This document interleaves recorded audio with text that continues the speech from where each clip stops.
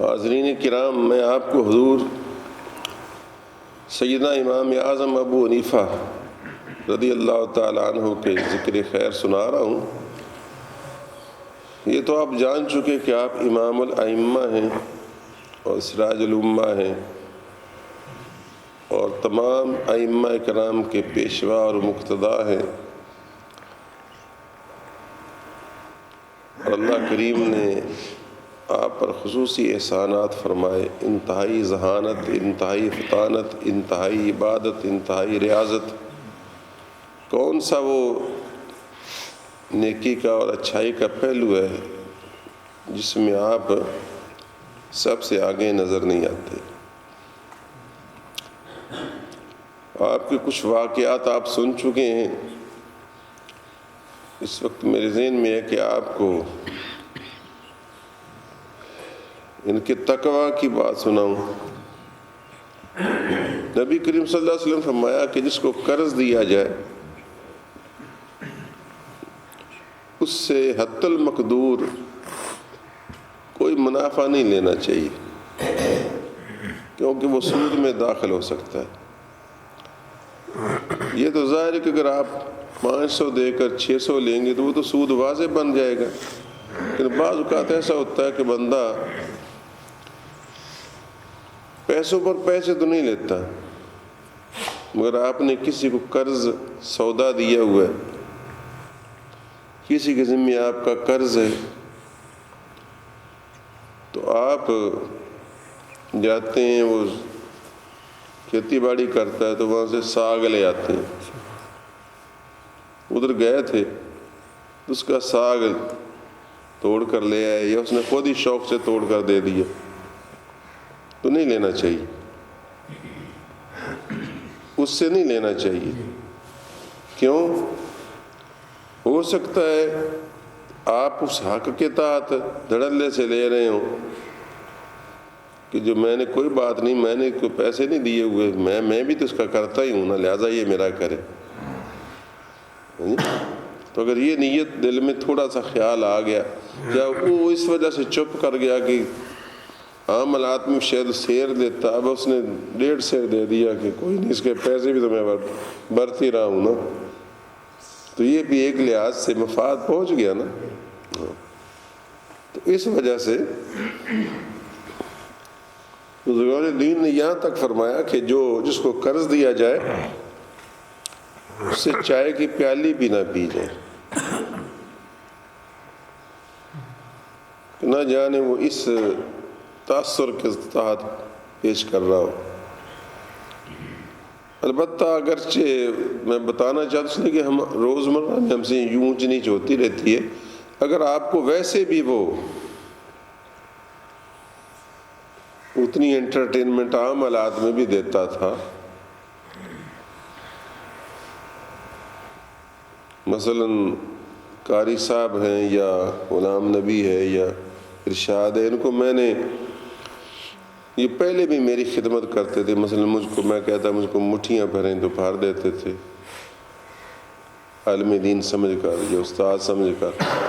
تو اب میں نے ان کو فرض کیجئے کو قرض دے رکھا ہے، تو پھر بھی یہ مجھے دبانے لگیں،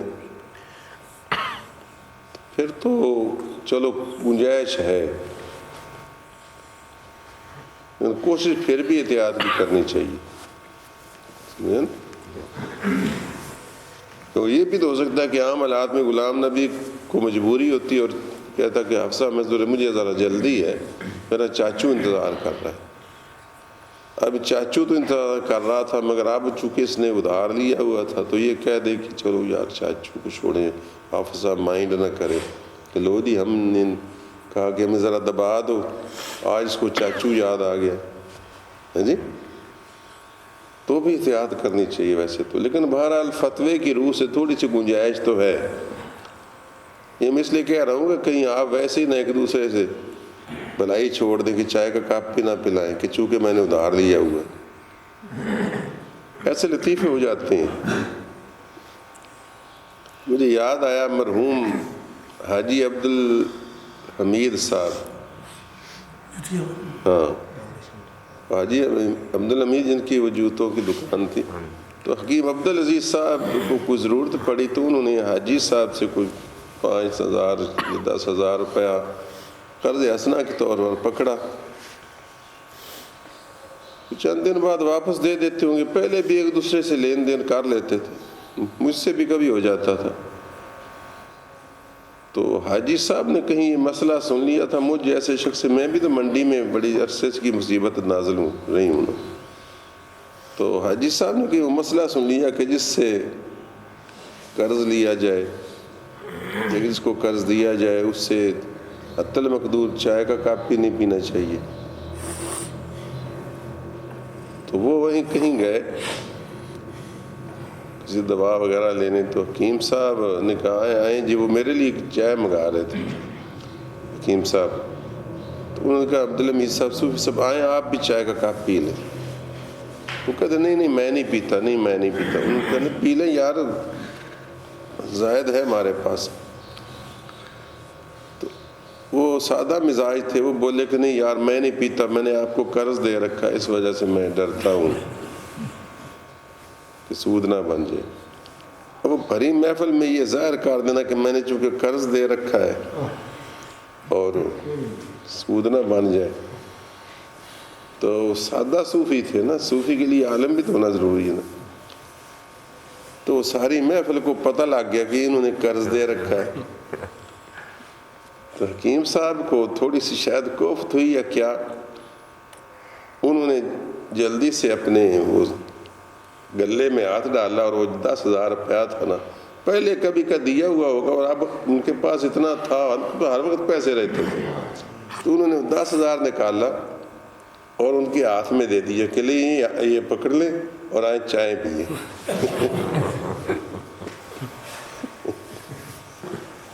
اب صوفی صاحب ایسے مصیبت میں گھر گئے کہ نہیں نہیں نہیں آپ ابھی رہنے دینا، کہ نہیں آپ یہ لے لیں واپس اور چائے پئیں. تو یہ ایک لطیفہ تھا بہرحال، لیکن اس میں مقصد یہ تھا کہ اگر وہ روٹین میں آپ کو پہلے بھی اتنی خدمت کر دیتے ہیں اور آپ اس کی کر دیتے ہیں تو اس طرح بندے کو لکیر کا فقیر بھی نہیں ہو جانا چاہیے. سمجھے؟ تو یعنی مطلب ہے کہ دین کے ساتھ فقاہت بھی ضروری ہے، سمجھ بھی تو ضروری ہے نا. اب اس چائے کے کپ کی بجائے ساری محفل میں ان کو اظہار کرنا کہ یہ میرا مقروض ہے، یہ بھی کوئی اچھی بات نہیں تھی. بہرحال میں نے آپ کو مسئلہ بتا دیا کہ اگر یہ چیز ذہن میں رکھ کر اس نے کچھ دیا یا آپ نے لیا تو اس کا سود بن سکتا ہے. اس لیے حتی المقدور جس کو قرض دیا جائے بندہ اس سے کوئی ذاتی قسم کا مفاد نہ اٹھائے. تقوی کا تقاضا یہی ہے. حضرت امام ابو حنیفہ رحمۃ اللہ تعالیٰ علیہ، کسی عزیز کا جنازہ تھا، فوتگی ہو گئی، تو آپ اس کے گھر جنازے میں شمولیت کے لیے گئے. جنازہ تیار ہونے میں دیر تھی تو لوگ ادھر ادھر کھڑے تھے. وہاں اتفاق ہے کوئی درخت نہیں تھا، دھوپ تھی. البتہ ایک پڑوسی کا مکان تھا، اس کی دیوار تھی، اس کی دیوار کا تھوڑا سا سایہ تھا. تو لوگ اس سائے کے نیچے تھوڑا سا ہو کر کھڑے تھے. جنازہ نکل آتا ہے، آپ وہ دھوپ میں کھڑے رہے. لوگوں نے کہا بھی کہ امام صاحب یہاں تشریف لے آئیں، امام صاحب یہاں تشریف لے آئیں، سائے میں آ جائیں، سائے میں آ جائیں. لیکن آپ نہیں آئے.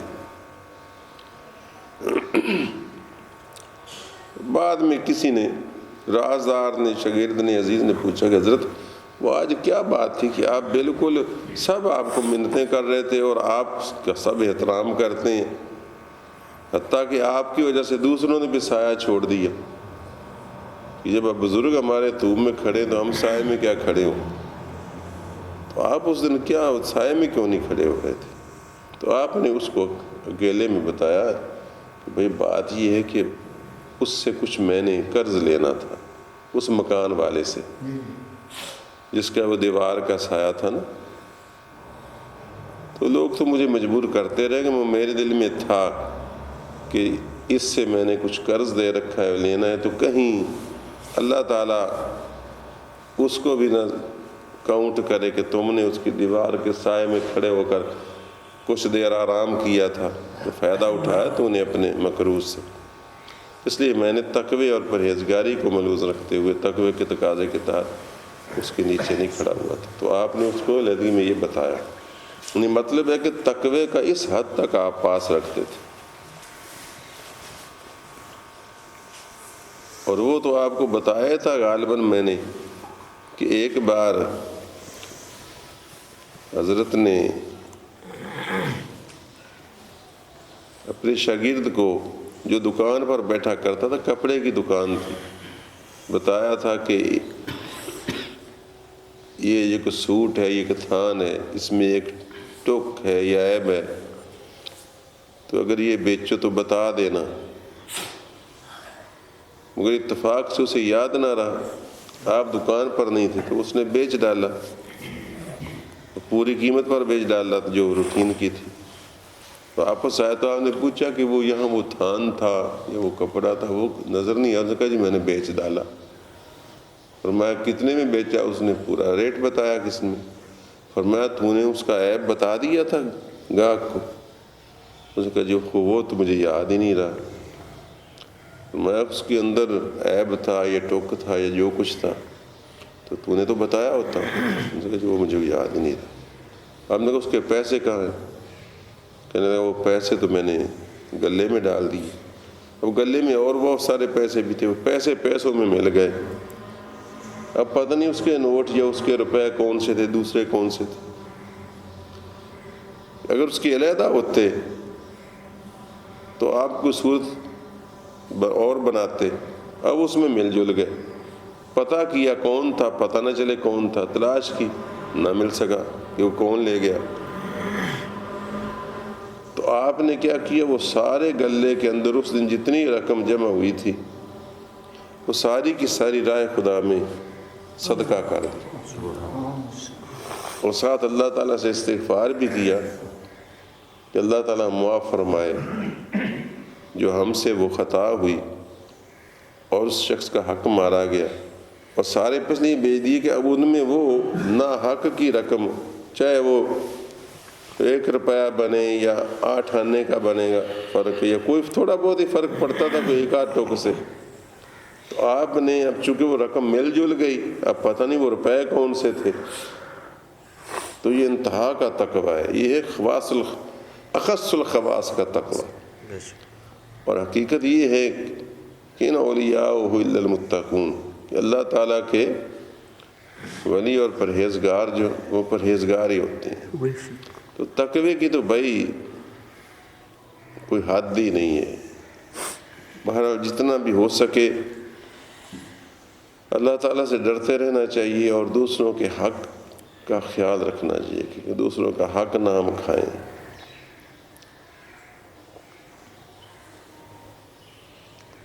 इसी तरह की एक और बात भी तकवे की ज़हन में आ रही है कि आपके नज़दीक फतवा जो है हनफी मसलक के मुताबिक वो ये है कि अगर निजास्त गलीज़ा एक दिरम के बराबर, और दिरम तकरीबन ये कफ के अंदर, हथेली के अंदर जो गोल गड़ा है ना, गोया हमारी इस्तिलाह में हमारा रुपया जो होता है ना, सिक्के वाला रुपया, वो जितना को इतनी की जगह, अगर इतनी की जगह कपड़े की नापाक हो जाए तो उसमें नमाज जायज़ हो जाती है। अगर ना धो सके, कहीं करीब पानी ना हो तो नमाज जायज़ है। ये जो बाज़ लोग कह देते हैं कि मेरे ऊपर छींटे पड़ गए हैं इसलिए मैं नमाज नहीं पढ़ रहा, तो वो इनका बहाना होता है। असल में वो छींटे तो उनके किरदार पर पड़े हुए होते हैं, वैसे ही वो नमाज के आदी नहीं होते और बहाना कर देते मेरे कपड़े ठीक नहीं। कोई कहता है जी वो भैंस के पास से गुजरा था, कोई कहता था जी वो साइकिल के छींटे पड़ गए थे, साइकिल कीचड़ से गुजरा था।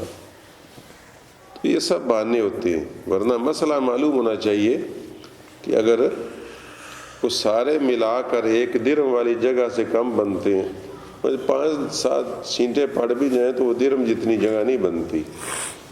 چینٹے تو بالکل مچھر کے دانوں کی طرح ہوتے ہیں نا. تو وہ نماز ہو جاتی ہے، نماز پڑھنی چاہیے. اور ویسے آپ دھو بھی سکتے ہیں اگر اندازہ ہو کہ کہاں ہے. تو فتویٰ یہ ہے اہل سنت کا، حنفی کا میں کہہ رہا ہوں مسلک کے مطابق. تو آپ کہیں بازار سے گزرے تھے تو کوئی گرد و غبار قسم کی چیزیں آپ کے کپڑوں پر پڑی ہوں گی، تو آپ کافی دور گئے، دریائے دجلہ، بغداد جو تھا، بغداد دجلہ کے کنارے گئے اور میل فاصلہ کیا، اور وہاں جا کر آپ نے اس کپڑے کو اچھی طرح دھویا. ہر جگہ تو پانی نہیں تھے اس زمانے میں، تو وہاں دھو کر آئے. تو کسی نے کہا جناب کہ آپ نے اتنی تکلیف اٹھائی ہے، آپ کی نزدیک تو درہم سے کم جگہ پر پلیتی ہو تو نماز ہو جاتی ہے. تو آپ نے فرمایا بھائی وہ فتویٰ ہے، یہ تقویٰ ہے. وہ فتویٰ ہے، یہ تقویٰ ہے. اور فتویٰ کا مطلب ہوتا ہے کہ فتویٰ تو ایسی حالت میں ہوتا ہے کہ انسان مجبور ہے، اس کو دور نہ کر سکے تو چلو گزارا ہوگا جی. لیکن تقویٰ تو یہ نا کہ انسان بالکل صاف ستھرا پاک ہو، اور اس کے کپڑے بھی پاک ہوں، اور وہ جگہ بھی پاک ہو، اور اس میں کوئی ایک ذرہ بھی ناپاکی کا نہ ہو. مجبوری تو نہیں تھی، میں جا کر دھو سکتا تھا تو میں نے اس کو دھویا.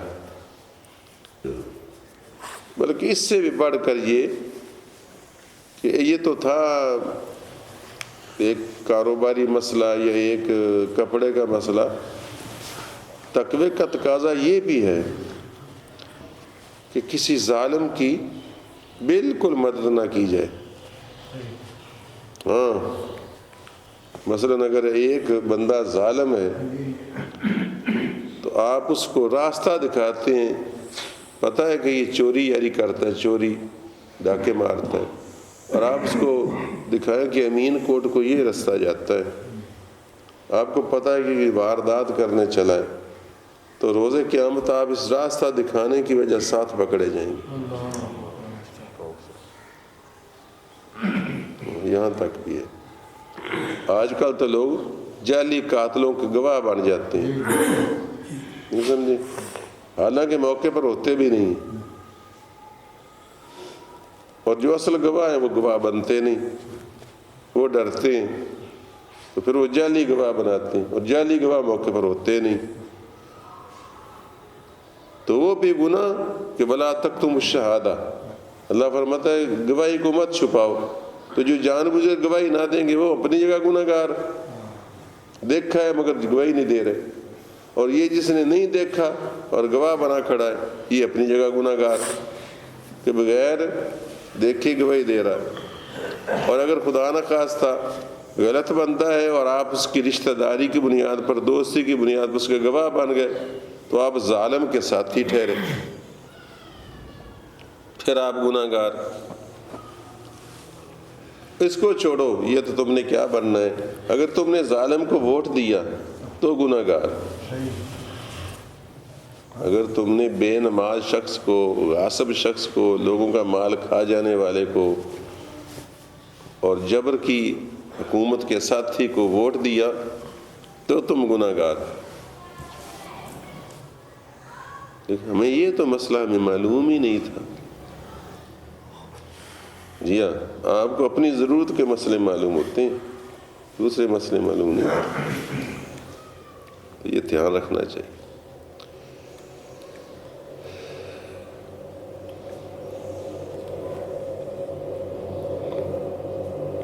البتہ پھر اس میں ایک گنجائش کی صورت بھی ہے، وہی نا فقاہت پھر ہر جگہ کام دیتی. مثلا یہ کہ ایک کنجر ہے اور ایک کھڑکنجر ہے.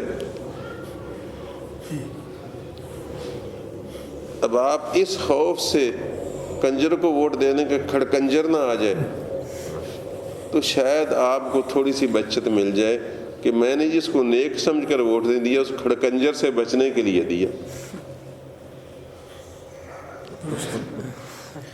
ہے. جی کہ ایک بڑا یزید نہ آ جائے تو شاید پھر کچھ گنجائش بن جائے. یہ بھی اس دور کے فتنوں کی وجہ سے کہہ رہا ہوں کہ بعض کا اب ہم سارے ہی کسی کو بھی ووٹ نہ دیں نسبتاً اچھے کو، اور پھر پرویز مشرف صاحب آ جائیں، پھر زرداری صاحب ہی آ جائیں، تو پھر یہ بھی مصیبت ہے کہ وہ پہلے سے بھی ستیہ ناش سوا ستیہ ناش ہو جائے. یہ بھی مصیبت ہے. تو یہ بہت فتنے کا دور ہے. بہرحال حضرت کا دور بڑا اچھا دور تھا. پھر بھی آپ دیکھیے زندگی میں ایک ایسا واقعہ بھی آیا کہ ان کو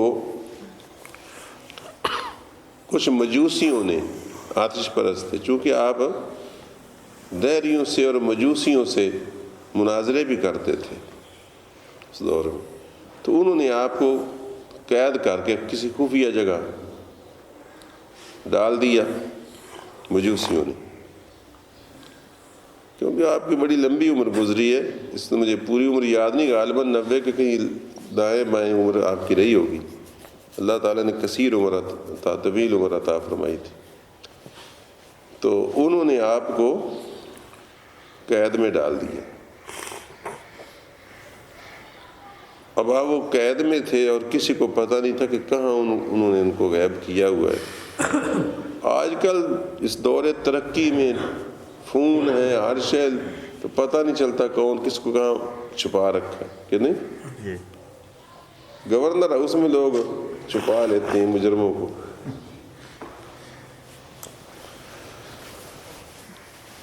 اب اس قید کے دوران کسی مجوسی کو پتا تھا کہ آپ اس زمانے میں ہاتھوں سے لکھتے تھے، کہ آپ بہت اچھا قلم تیار کر لیتے ہیں، قلم گھڑ لیتے ہیں، تیار کر لیتے ہیں، تو ہاتھوں سے لکھتے تھے نا.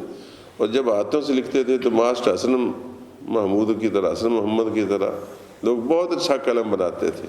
اب تو قلم بنانا ہی بھول چکا.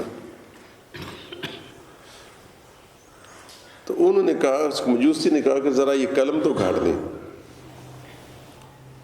حالانکہ آپ ان کی قید میں تھے، مظلوم تھے، وہ آپ پر ظلم بھی کر سکتے تھے اور کر رہے تھے، اور زیادتی بھی اور مزید بھی کر سکتے تھے، لیکن آپ نے فرمایا کہ نہیں، میں قلم نہیں کاٹتا.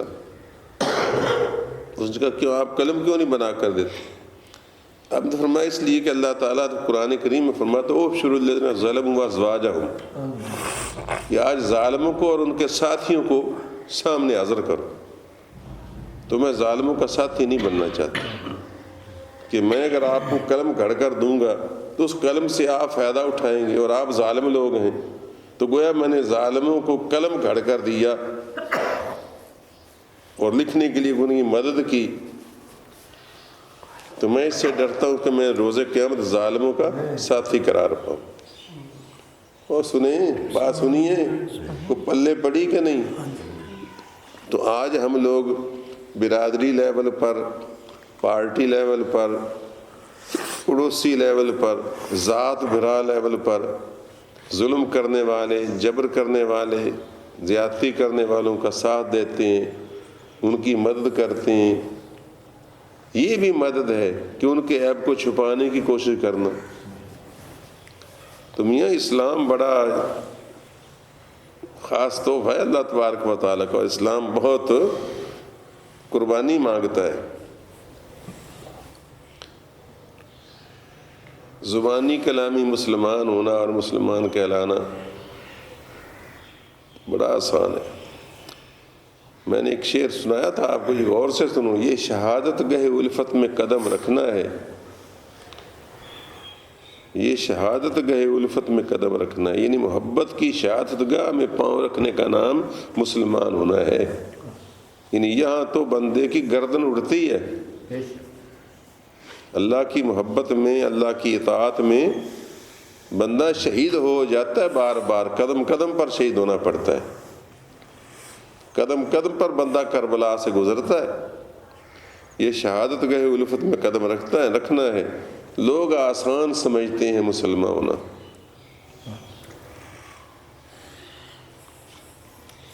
آپ اندازہ فرمائیے یہ مرزا غالب کا شعر ہے، اور کتنا غالب شعر ہے. بعض لوگ نے غالب نے صرف محبت کے شعر، عشق و عاشقی کے مجازی شعر لکھے ہیں. غالب بڑی بڑی کام کی باتیں لکھی ہیں. یہ شہادت گئے الفت میں قدم رکھنا ہے. لوگ آسان سمجھتے ہیں مسلمان ہونا. تو میرے دوستو، مسلمان ہونے کے لیے بڑی قربانی کرنی پڑتی. ان صلاتی و نسکی و محیای و مماتی للہ رب العالمین. زندگی، موت، حیات، سب کچھ اللہ تعالیٰ کے لیے. اللہم صلی